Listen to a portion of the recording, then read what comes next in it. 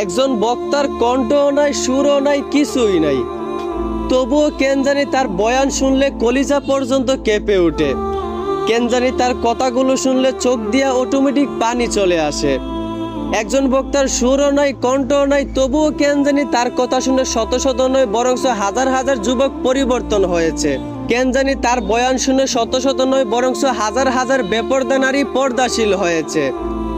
উনি আমার একজন প্রিয় বক্তা, আর শুধু আমার নয়, বাংলাদেশের সবারই উনি একজন প্রিয় বক্তা। আচ্ছা, আমার কথা শুনে কি আপনারা চিনতে পারছেন আমি এতক্ষণ ধরে কোন বক্তার কথা বলতেছি? চিনে থাকলে অবশ্যই কমেন্ট বক্সে সেই বক্তার নাম অথবা সেই বক্তার পিক দিয়ে যাবেন, আর অবশ্যই ভিডিওটা শেয়ার করে দিবেন। দেখা যাক আমার কথা শুনে কে কে হুজুরকে চিনতে পারে। ধন্যবাদ।